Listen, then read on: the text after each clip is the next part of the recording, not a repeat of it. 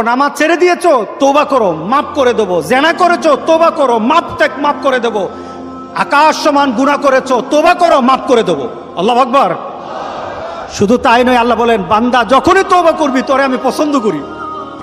আল্লাহর রাগ যেন আমাদের মধ্যে চলতে না থাকে, আল্লাহর রাগকে কমাতে হবে। আল্লাহর রাগকে আমাদেরকে কমাতে হবে। এই রাগ কমানোর জন্য আমাদের কি করা দরকার? আমাদেরকে কি করতে হবে? আল্লাহর রাগ কমিয়ে দেয়, আল্লাহর গজবকে কমিয়ে দেয়।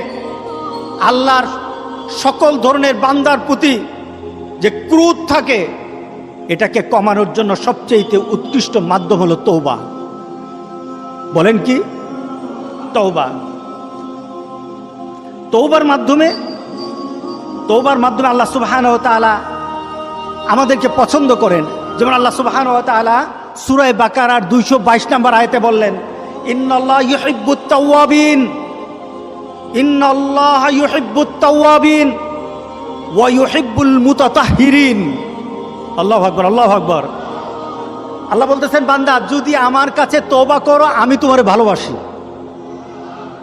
যদি আমার কাছে তওবা করো, তোমার গুনার জন্য তওবা করো, নামাজ ছেড়ে দিয়েছো, তওবা করো, মাফ করে দেবো। জেনা করেছো, তওবা করো, মাফ করে দেবো।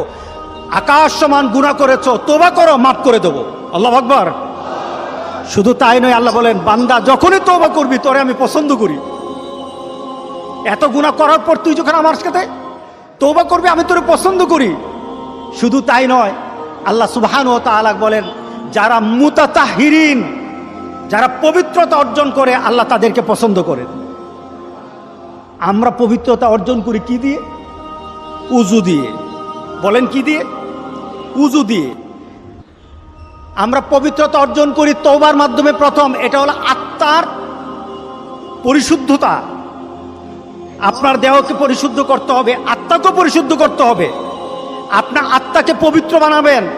আত্মাকে পবিত্র বানাতে হলে তওবা লাগবে। এটা পানি দিয়ে হবে না, মাটি দিয়ে হবে না। আপনার আত্মাকে যদি পবিত্র করতে চান তাহলে তওবা লাগবে। কি লাগবে? তওবা। এবার আত্মার পবিত্রতা হলো তওবা দিয়ে। এবার দেহ পবিত্র করবেন।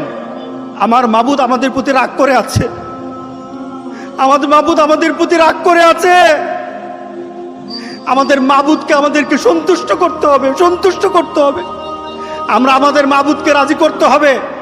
আমরা তওবার মাধ্যমে আল্লাহকে রাজি করতে আর চেষ্টা হব। গোটা পৃথিবীর মুসলমান আর সময় নাই। সুতরাং আমরা আল্লাহর কাছে প্রাণ বলে আজকে কাঁদি। যারা নামাজ পড়ো না, তুমি টের পাও না মসজিদের দরজা